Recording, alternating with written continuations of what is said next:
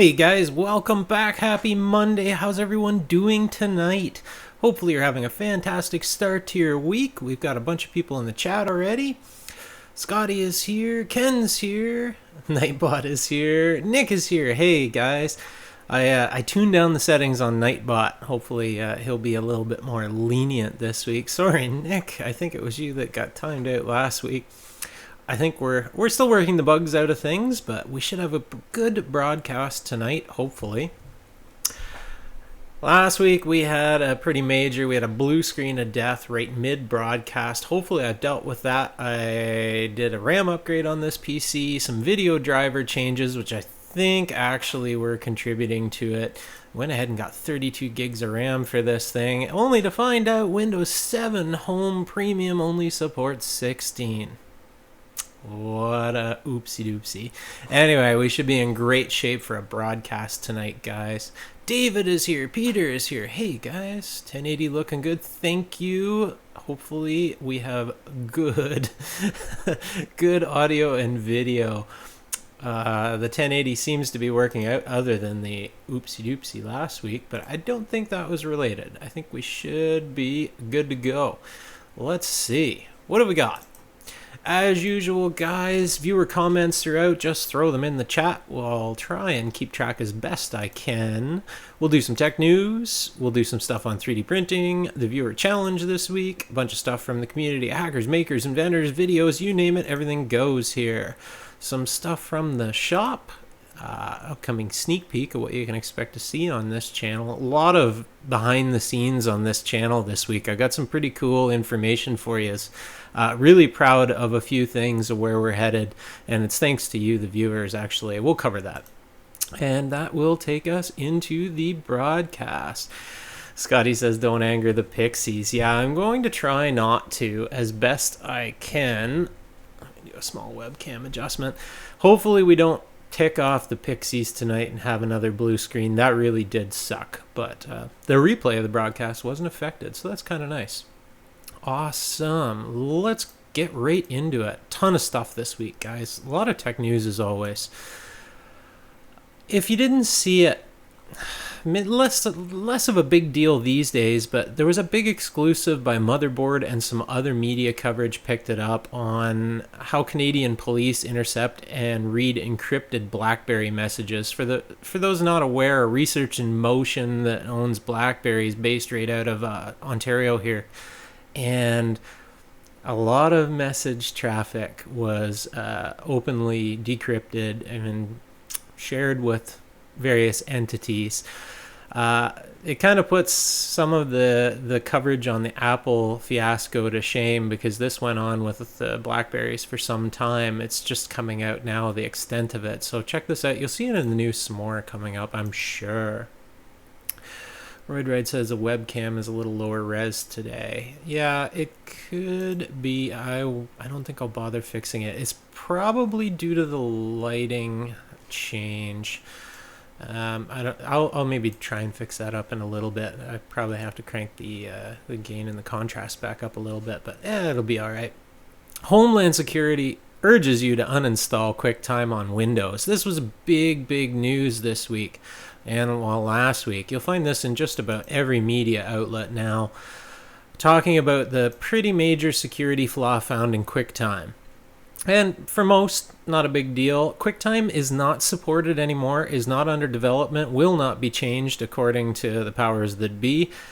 This sucks for me and a bunch of other people. So I have to have QuickTime installed in order to use MOV format videos within Adobe Premiere Elements 11, my editing program. There's no way around it that I have found. And now that with the security breach and no updates in the future, I hope someone does something, either the Adobe side in my case, or QuickTime better issue an update, bring it back out of mothballs and just do it. It's the right thing to do. That's my 2 cents on that. Really sucks. Sucks for me anyway.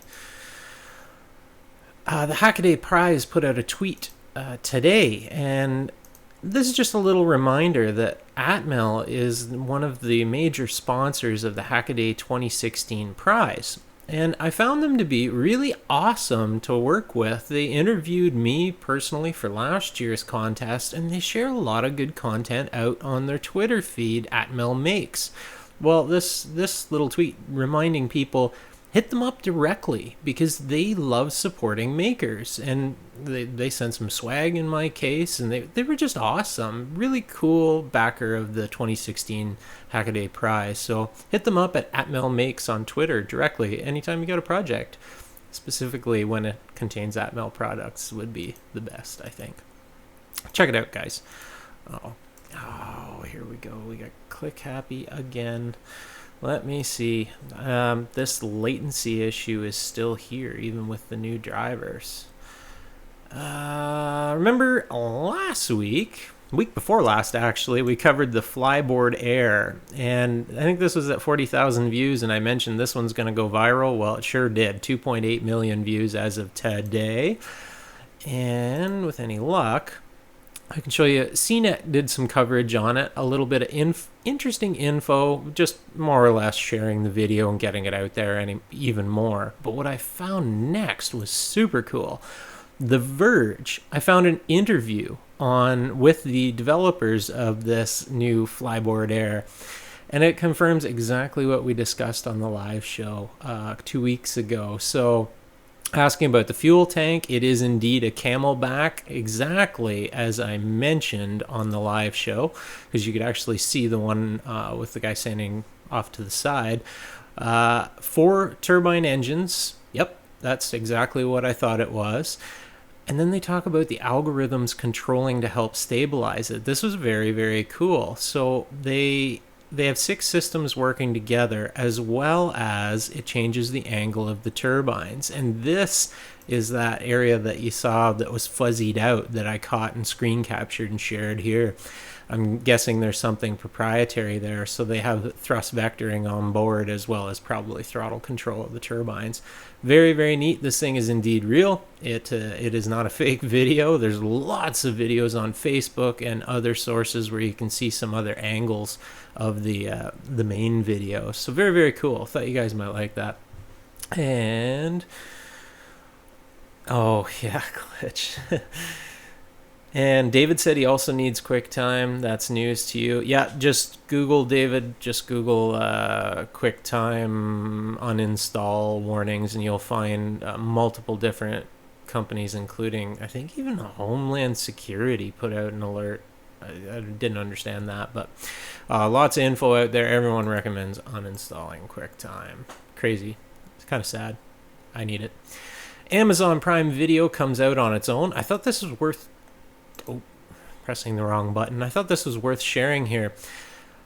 Netflix has been the king of the block for a long time. Amazon tried to break in. Well, now they're making a serious move. Streaming video for $8.99 a month as a standalone without bundling the other functions in. This makes it a true contender against Netflix, depending on the content that they get. I haven't seen it yet, but more is better, in my opinion, of having a little competition out there. It's a pretty good thing. We'll see how this goes. Kudos to Amazon for getting into the streaming world. DJI put out this week, actually I think it was just unveiled today, the M600 series of their new videography drone. It's an octocopter, I think it's an octa, I can't remember. Very cool, big, excuse me, big new aerial camera platform released today. Seriously, very neat for expanding the movie world. We can expect to see even more amazing overhead and pan shots and just amazing videography because of these tools becoming available. Very, very neat. This is the one that Glitch was talking about in the chat. Drone crashes into landing passenger jet. You'll see this, a lot of coverage in the last couple of days. Eventually, this was going to happen. I'm not saying this one particularly did, but a lot of news coverage on this. It's almost bound to happen. That's all I'll say on it. But this particular one raised my eyebrows a little bit. And I'm just going to share a couple of things. Get your 2 cents on it and let you guys think on this one. So it was a British Airways aircraft. It was an A320, an Airbus 320. And the British Airways spokesman said it had not been damaged. Interesting. The other coverage also says was fully examined by engineers before being cleared to operate its next flight. Okay, so that kind of implies to me there was 0 damage to the aircraft. Something to think about here on this one. If this was an actual strike, it's a little interesting. If you Google, you can quickly find the approach speed. It depends on air traffic control, but the approach speed of an A320 is usually between 160 and 200 knots. I did some math for you guys. 160 knots, let's go with the low end of approach speed. Could be a little bit lower if the thing was about to land and full flaps down. You can get, well, a little bit below that. But that's 296 kilometers an hour. Most of the drones out there, the quadcopters that are going to get in the way and get up there because people are taking video, are the DJI Phantoms. Thank you, William Buck. Thank you very much. We have another donation. I'm just going to catch up on that. What did he... No text? Yeah, he just wiped his text out. Thank you, William Buck. Appreciate that. So, all I'll say on this, guys, the Phantom is 1.2 kilograms of weight. You got 296 kilometer an hour plane, 1.2 kilogram craft, which I just happen to have one right here. Smash into the camera. This thing is solid. It is way more solid than a bird. Bird strike certifications are usually 1.5 kilos to about 3.5 kilos, but this is really dense and really solid. Aircraft strikes drone, no damage, inspected, carries on. That speed. Something to think about.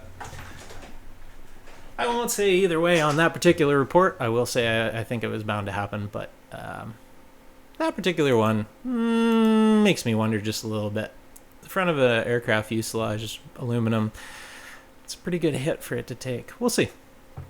And David said, what the devil was that? That was the donation alert button.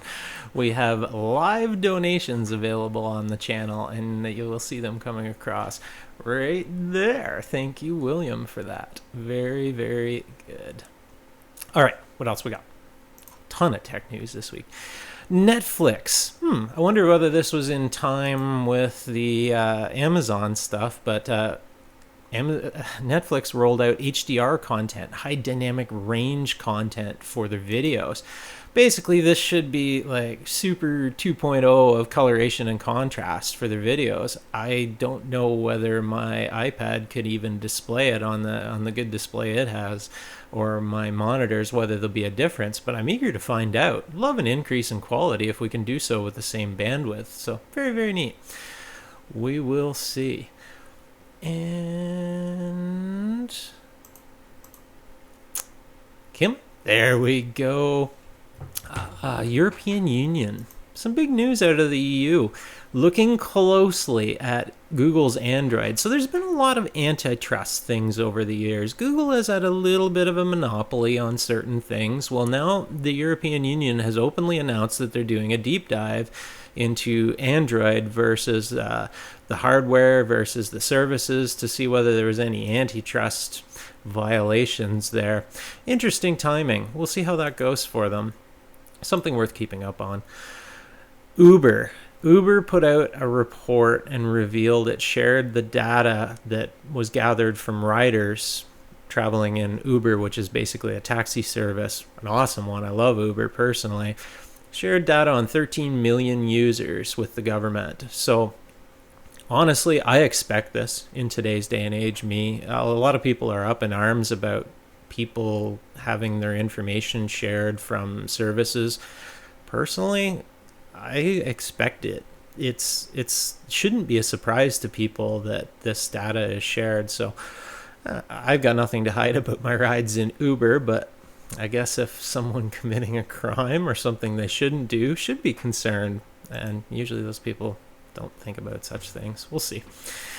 Rebel Coder asked, have you used processing? Yes, I used processing to do the brain graphing for my InMove robot arm. The graphs on the laptop display, really old videos, lousy quality, but that's what I did it in, as well as I did a radar sweep for my Arduinos using the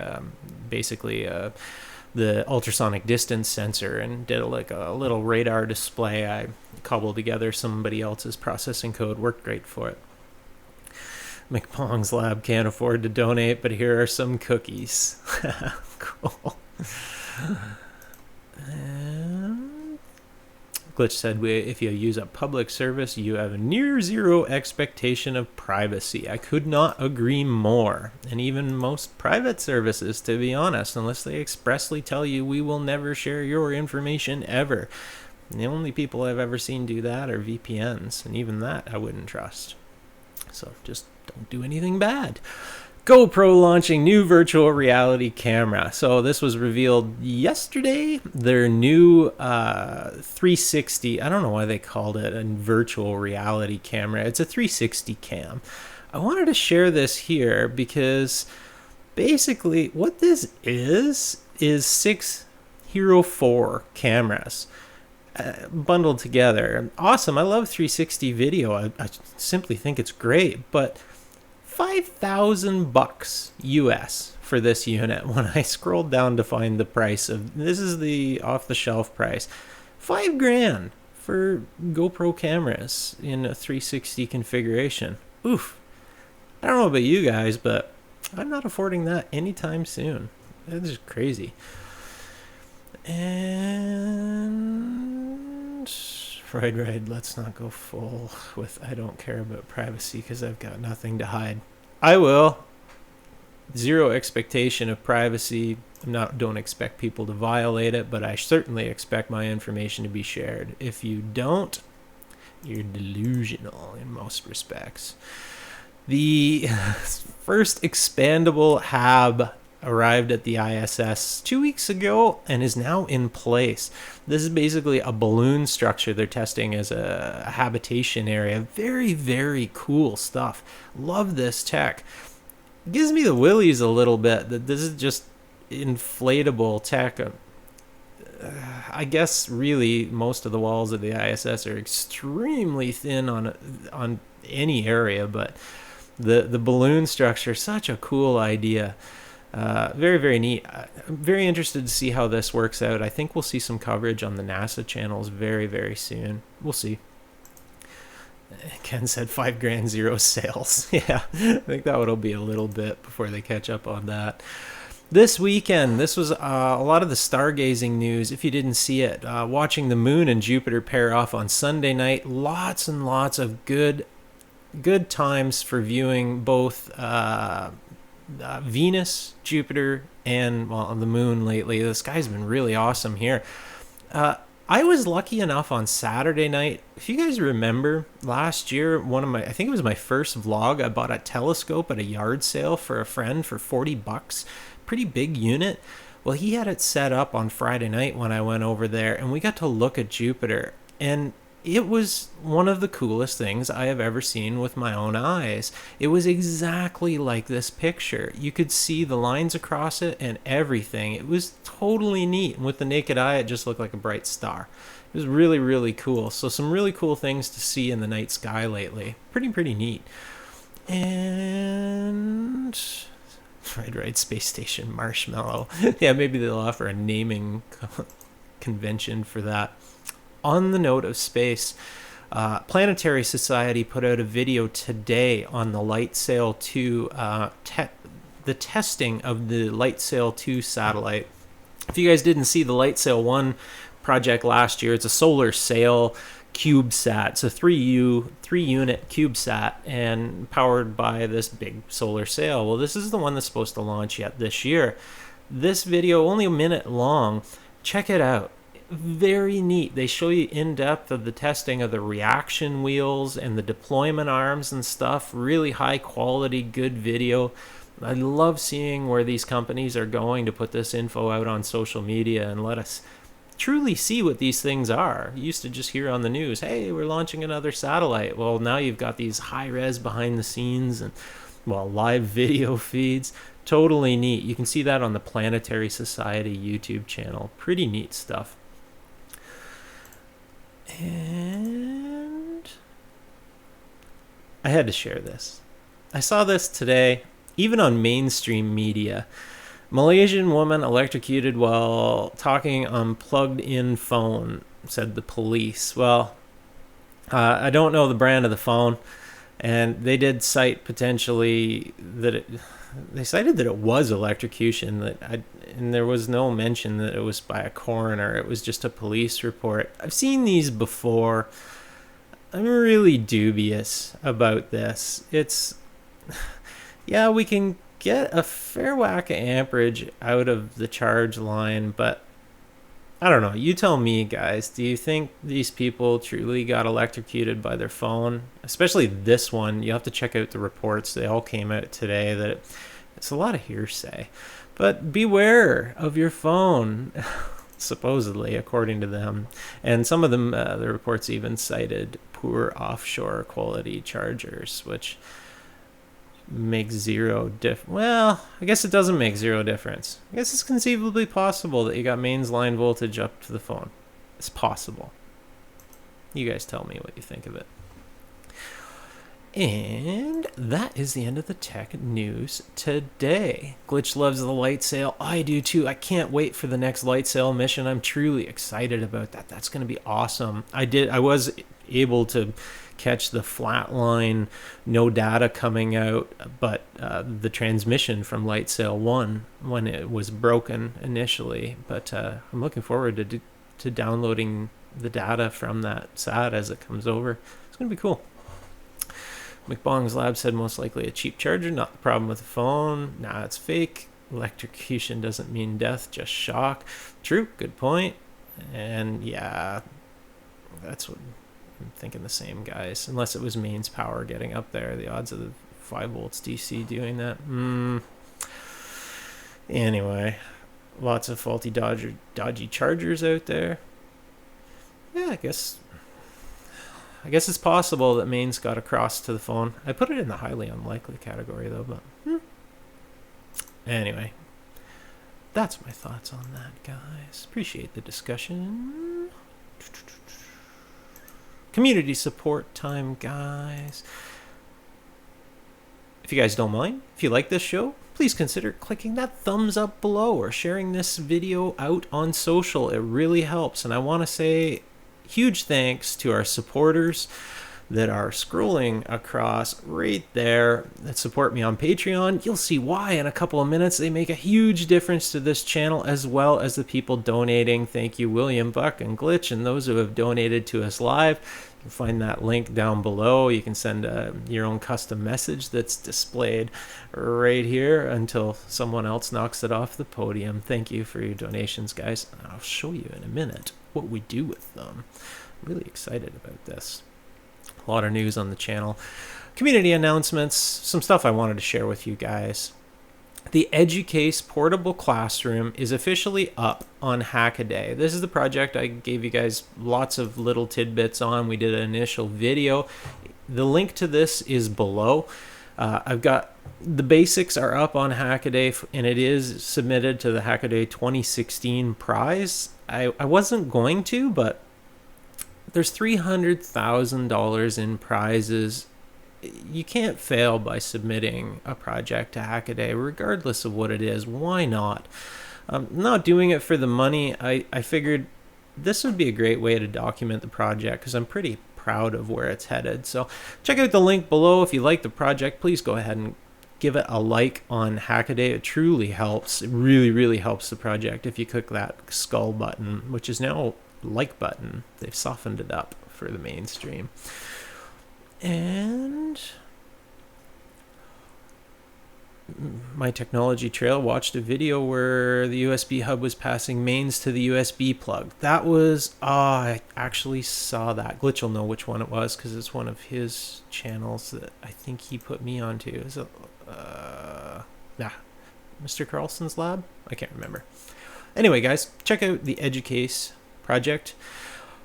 I finally got the banner on the main channel changed over. Thank you to you guys who threw in your opinions to help me out, whether this was a keeper or not. I hated my last channel banner that I bought off of Fiverr. I hated the one before that.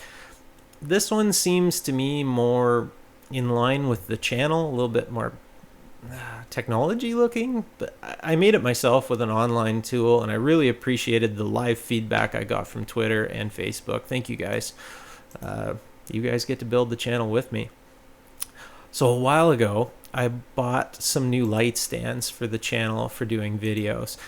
January, I bought these. I finally got them set up, and this was these ones I think were my own funds. This wasn't channel funds, but it got me on a roll, and I went and got another one of these LED lights. This isn't the kit that I bought. I already had one, so it was only about $40 for another one of these. Well, I'm actually running 2 of them right here now, and I love them. I'll be honest here, guys. The biggest mistake I made on this channel was not getting better lighting sooner. So now I have these 2 LED ones, which actually have camcorder batteries, and I was messing around with AAs until last week for the first one. Totally amazing. Way, way easier. They're 5600K, extremely easy to white balance. I couldn't be happier, and I'll show you why. I used Patreon funds for partly my own funds. I've got a handheld stabilizer now, which means I can bring you awesome Steadicam footage from my DSLR. These things, I didn't actually pay that much. These things are $90. Basically, amazing Steadicam shots coming. And then I also got a backdrop, a white backdrop. And I wanted to mention that because this week's video coming out, you're going to see my first attempt at using the lights, and not that backdrop. It hasn't arrived yet, but I used my projector screen as a backdrop. Long story short, I use any funds I get for the channel right back into the channel to bring better videos to you guys, and I'm really proud at where I'm headed. I'm going to keep stepping them up, and I'm really excited to bring you guys some awesome content in the near future. Just my goal is to keep stepping it up, and you guys, everyone who watches a video who doesn't have an ad blocker engaged, or anyone who donates directly through Patreon or the donations here, that money goes right back into these. So hopefully I can bring you guys some better content. Awesome. And David uses those newer ones at work. They're great little lights. I'm loving these things. I've only ever had one in front of me here, and now with the 2, it's so much easier. As well as I used it for the video for Friday. And Glitch needs to be looking into lighting himself. Really like the small form factor. These ones not so great at lighting up. They're a very harsh light, even with the diffuser on. The big soft boxes, if I had to do everything again on this channel, here's a little insight. I would forget updating to the DSLR. The first thing that I should have got was those large softbox lights, and then these LEDs. I would have been so much further ahead. Lighting is key. If you're going to spend money making any videos, start with the lighting. The audio is awesome and truly makes up for a lot if you do decent off-camera audio, but you can do that with your cell phone. Biggest mistake I made was not getting the lights sooner, and you'll see a little sneak peek on Friday. I'm pretty happy about it. I also updated the Make Me Media channel banner as well. You can find a link to the Make Me Media channel below. If you're not subscribed, please click over there and subscribe, because I've got some videos coming up on that channel. Long story short, it's pretty clear that I can't put the vlogs or anything not tech related on this channel. It does cause a very significant amount of unsubscribes, and the viewer rating on it is just not good on this channel. They just simply don't fit. So I need to move more of the media stuff over to that channel permanently instead of publishing them here. So it won't detract from this channel at all. They will just be over and above on that channel whenever I get to publish stuff, as well as I'll share things on the lighting and the video editing techniques as we move along. And Tony's here. Hey, hey, hey. And Andre used parchment paper to soften the lights. Absolutely. I'll caveat, you don't need those big softbox lights that I got, guys, but they do make it easier. But you can definitely DIY some fluorescence and use the parchment paper trick, which works fantastic. Even wax paper works, but it does up the color temperature a little bit. But the parchment works good. I have used it. Awesome tip from Andre. And David said, need any more volunteer content from the Make Me Media channel? Sure. If anyone wants it published there's not a lot of subscribers there, but if you don't have a YouTube channel of your own and want to publish something there, I can definitely help out for sure. David he put his light video up there. It worked awesome. Very, very cool. So yeah. And what else we got?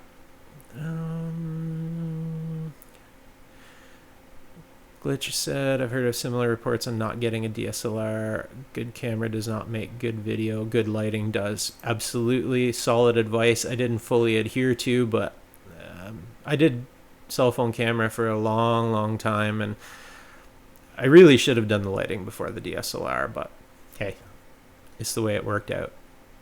Do as I say and not as I do, I guess.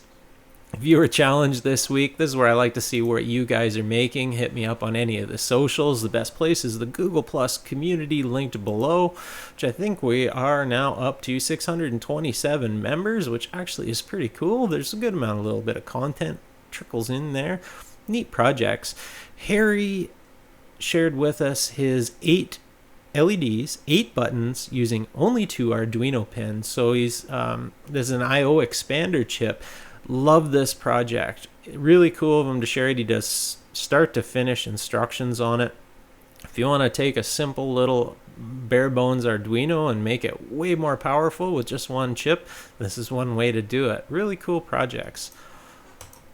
And Andre shared with us his Hobby King Q1 goggle mod, the Quantum Ones. This was timely, you sharing it, I think, directed a little bit at me because I had mentioned that I was going to do potentially Raspberry Pi use with my goggles. So he showed us his mod here. Very, very cool. Thank you, Andre, who's with us right now. And that is it for that, guys. Cheers. Ken said you can DIY your own LED lights as well with strip LEDs. I sure can. It's just color balancing that's the problem. I'll be honest. I tried a few different DIY methods. A little background. David knows I did this. I took the LED strip lights, the good quality white ones, and put them all on a piece of foam board to act like these lights as just a flat panel LED light. The color temperature was horrible. I'll be honest. It didn't work, and that's why I didn't do a video on it. Good enough, I suppose, to get by, but next to impossible to color balance. The LEDs were all over the map for color temperature. You could see it by looking at them. With the naked eye, you could just see different.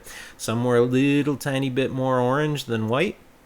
Not big deal, but when you're going to do video like that, it's extremely difficult when you have different color temperatures. So I scrapped the project. It does work though. There's no question. You can do LED strip lights or DIY lights of all forms. Heck, I used a halogen work lamp for a little bit early on. The results are visible in the video, but I could have done better with the color matching in camera too. So it was a little bit my fault. So many DIY methods, but definitely do your lighting before camera. Clip-on lenses for mobile phones. Absolutely, I need a wide angle clip-on for my iPhone because my iPhone is capable of taking awesome video. People often ask what is the best camera for making videos out there, and the best answer I hear over and over, it's the one you have with you. Doesn't matter what it is, just take the video. And I'm caught up. We're good. What else we got? We're on track. From the community of hackers, makers, inventors, you name it, everything goes here. Cool video I found, not a video. This one's actually a web post on the Make site. I love these projects. This is a Raspberry Pi display, shows your day at a glance. I've seen multiple images of this, multiple projects. One big one right now is called Magic Mirror. I can't wait to make one of these. It just seems, it makes so much sense to me. You can take an old monitor, who doesn't have old monitors kicking around, and a Pi and turn it into an amazing human machine interface for anything, weather forecasting, schedules, Google Calendar, you name it. Love this project. Love seeing these out there. I'm gonna make one of these days, but it's on the list. Nick asked if the stream lagging. No, it shouldn't be. We haven't got any dropped frames. Dropped frames. And Stephen Kiberton, who used to be with us a lot, but our schedules haven't worked out lately. Something one of you viewers, I can't remember who shared it with me, reminded me that Stephen does build videos on Twitch on Sundays. This week I managed to catch the last 2 minutes of it, but he was making live a heart rate monitor project. Very cool. So there are people on Twitch that are doing live maker builds, and Stephen Kiberton is one of them. A huge supporter of this channel since day one. He's done a ton to help me. Check out his channel on Twitch. He does live video game gameplay streaming at least twice a week on his channel as well. Very cool. If you're into flight simulator play, you'll love his channel too. Mr. Carlson's Lab, a channel I subscribe to. I don't know whether I've shared any of his videos here before, but a cool video, a long one, 30 minutes on a power supply repair. For those of you who like true live repair videos, how Dave Jones used to do a lot more of them, working through a problem on a board or a product. A very cool video. Mr. Carlson's Lab, check it out. If you're not already a subscriber, you might enjoy it. And John Klopp is here. Hey, John got his first Pi inspired from watching your vids. Well, I'm glad to hear that. Good luck with your Pi. I think you'll have a blast. It's incredible tool. Lots of cool people here will help you out too if you need any help. Okay, what else we got? Rui Santos did his video on the ESP8266 Android app made with MIT App Inventor. Some of you may know I used to do Android apps. I still have a few on the Play Store, but I used to use what it was called. It was just Google App Inventor there now, or at that time, and now it's MIT App Inventor. And Rui did an awesome video on sharing how to put this app interface together to work with the ESP8266. This is something traditionally most people have had to go and search out other apps and kind of hack their own code to work with. Well, here's an option. You can build it start to finish. Awesome stuff. Check it out, guys. And the Hacksmith channel, you've seen here before. You've seen him live on this show not too many weeks ago. I wanted to share this because he's done incredible work. He's gone full-time into videography and the projects that he's doing. He does YouTube videos and the projects every day now. And they're really stepping up their game every video. The quality just keeps getting better. The editing keeps getting better. If you like crazy exoskeleton videos or shooting rocket motors, you name it, he's doing a heck of a job. He's really, really growing into it. So good on him. It's got to be kind of crazy quitting your day job to go full-time. Pretty cool.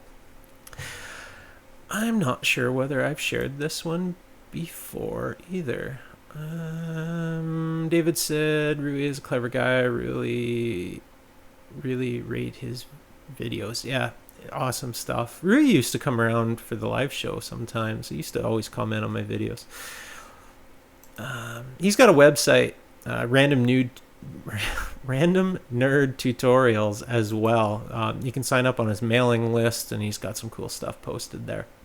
I'm on his mailing list. And Ken asks, what online tool did you use to make your banners? I can't remember the name of the website right now, to be honest. I went down. I don't even think it was on the first page of Google, because some of them, they all require payment to get any half decent background, and this This one I just started messing with it was a lot simpler, no pre-made templates. The upload was easy and it just worked. So if you guys want, I can do a quick video on how to make it, how I made them on my media channel. If you like, let me know. Just throw a comment if you're interested in seeing that. But I don't remember the link right offhand. And what else we got? Dejan Nedelkovsky. I don't think I've shared this channel before here on this live show. Very cool video on how to configure two HC05 Bluetooth modules as master and slave and do AT commands between them and make it usable to run a servo and lights and stuff. Really, really cool. I've used the HC04s in the past. I have a bunch of them, and you've probably seen some of my old videos using them, but the HC05 actually allows it to act as master or slave. Really, really neat, and this video did a really good job of explaining how to set them up, which I find relatively rare on the Bluetooth videos. I don't even really like my own version of that, and it's one of my highest viewed videos. I think it's like 4th or 5th highest. So awesome. Check out Dejan's channel. I think you'll like it. Another good channel for tech stuff. RC model reviews. If you're into RC stuff, well, you can't go wrong with Bruce's channel. Awesome, interesting content each week. He puts a neat spin on things. This is a video I have not seen much coverage anywhere. That's why I thought it worth sharing on PIDs. The tuning required to make any quadcopter or RC plane work correctly if you're using a flight stabilizer. He did a really good job of explaining how it works in really, really basic terms, which I thought is something that was lacking out there in videos. The first time I tried to figure it out, I remember there was a distinct lack of information. So check out Bruce's channel. He also has another channel, XJet, if you're interested in the lighter side of things. It's very, very well done. And David was working with an HC05 Bluetooth programmer. Would anyone want to see that? Absolutely, I would. Love seeing any of those videos. And Glitches on board too. Awesome stuff. Cheers, guys. It's a little dry here today. Awesome weather here today, by the way, in southwestern Ontario. It's almost sunny summer. All right, what else we got? David Vindestel, our favorite Swede from Flight Test, is back putting out videos again on rcexplorer.se is his website. He did an awesome video on fire and ice. If you like basic cinematography or RC or both, check this out. I think you'll enjoy it. David's really doing an awesome job. Just love his channel. One more on the area of RC and flight. Sam Shepard, I've shared here almost every week lately, because of the quality of his videos are just blow me away every week. Well, this one is something I don't think I've ever seen covered in a YouTube video. Adverse yaw and how it affects an aircraft. If you're flying fixed wing, there are certain mysteries to how the aircraft performs that if you know the physics, it makes so much more sense of how you get into Dutch roll situations and stuff like that. Well, adverse yaw is a very prevalent effect on any aircraft, and Sam did an awesome job at explaining it. He is a real-world pilot. He's very young. I think he's in his teens. Awesome video, really well done. Good videography too. Very cool. TechCrunch did a pretty cool video on the Inventables Carvey. This is the more consumer-friendly / smaller version of the X-Carve that I got and did a video on not too long ago.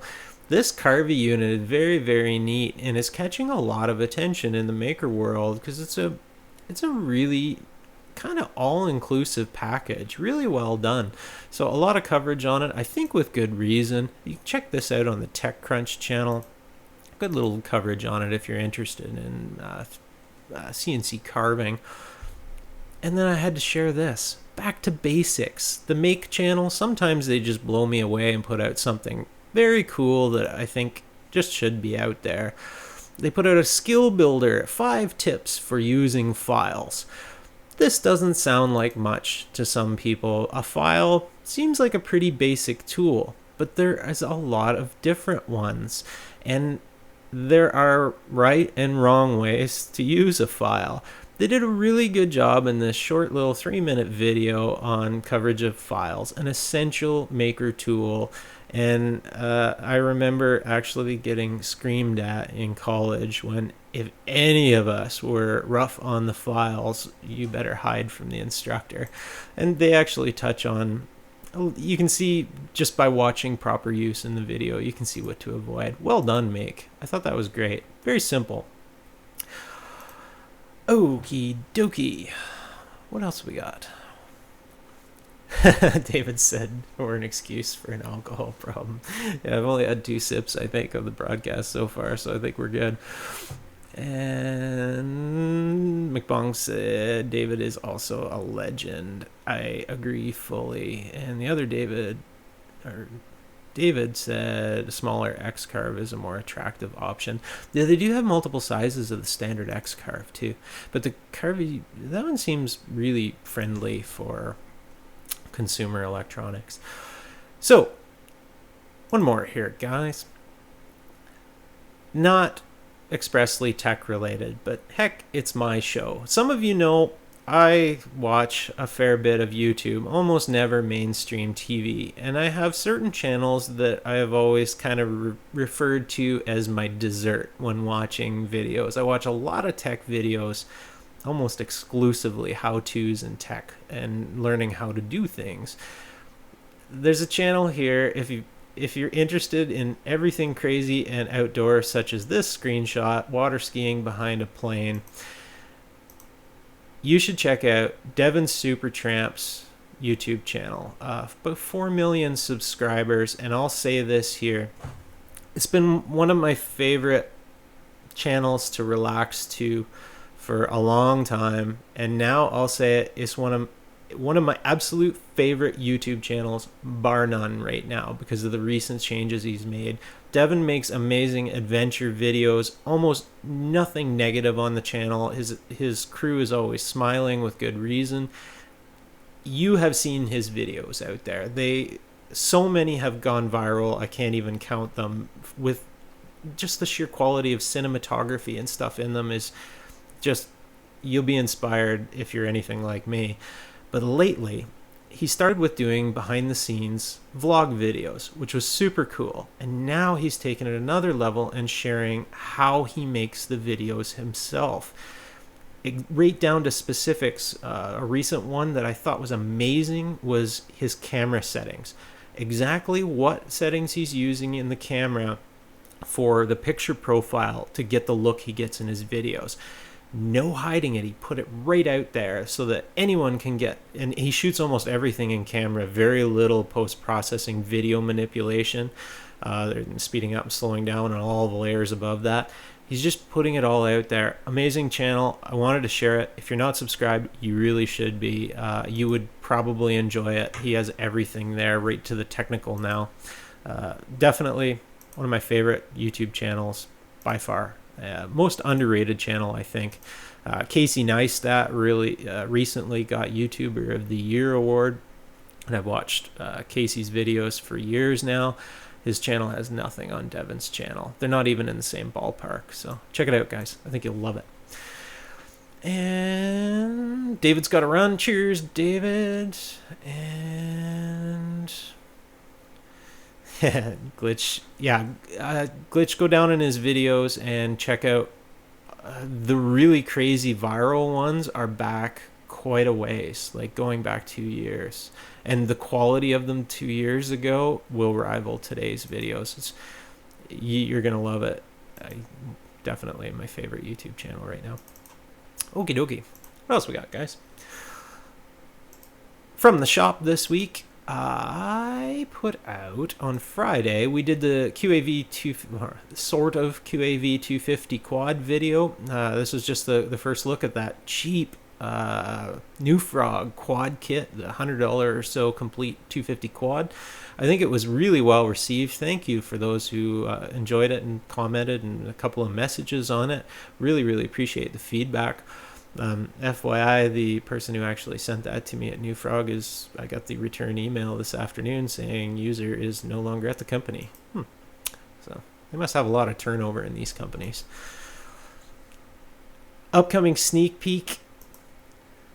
I have this Friday. Well, first off, quick little background. I've been I have some changes with the video quality and the layout and the lighting, as we covered earlier. And I'm really quite behind on the actual video production because of the time I spent on setting up studio stuff and actually my workflow and setting up some templates and learning how to do better edits. And I needed a video for this week, so I had the Phantom 3 out for a rip. And I took some footage, and I was going to save it for I have an upcoming like a 5 or a 10 top tips for the Phantom 3 as per Eric. The stuff that I haven't seen on any YouTube video that I think everyone should know who's looking at buying one of these quadcopters. In the process, I got some cool video coverage, and I thought I can put this together and test my new editing and lighting techniques. So this Friday, there's a short video. It's only about 3.5 minutes.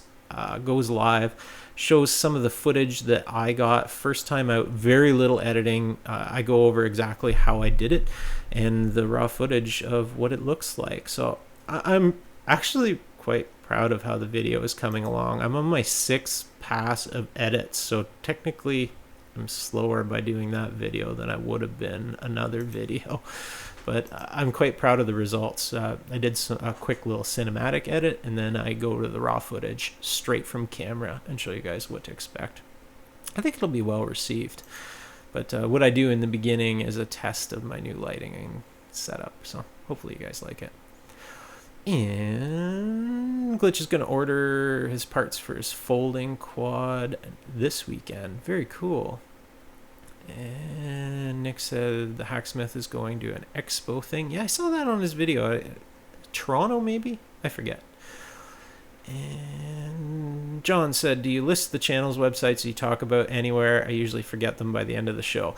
I used to do the list of links. It takes far too long, and I can't do it anymore. So you have to go from the video until one of the other kind viewers does a breakdown of the links sometimes. Harry, he's quite often posted link by link of everything I talk about in the video. And wow, I know how much work it is, so I can't support that anymore for this show. It just takes too long. It takes me too long to do the content for this show now, as well as another video and edits every week. It takes me many hours, so sorry, no links, long story short. And Ken said it is in Toronto. Very cool, guys. All right, that brings us to the end of the show. As usual, there will be a video. That video I showed will be live on Friday. I'm trying to get them every week exactly at 3 p.m. Eastern. Hopefully I can continue that. It does work a little better for people because some people seemingly watch it right away. So thank you for all your support. Thank you for the people who support the channel indirectly, directly, however, clicking a thumbs up, sharing these videos. I truly appreciate it. It lets me keep doing this for you guys and with you guys. I love my time with you, and I love you all. You guys are amazing people. I see other communities, and I am so happy with what we have here. Awesome group of people supporting each other. Awesome chat. We almost never have a problem. It's extremely rare when we have anyone cause a ruckus. Really appreciate it, guys. I will see you Friday, and I will try and do a little live stream through the week if I can, but this week's going to be pretty slammed with the setup for the new YouTube video, so I'm really trying to get that out. So if I don't see you on Thursday or so, I will see you here next Monday. Cheers, guys.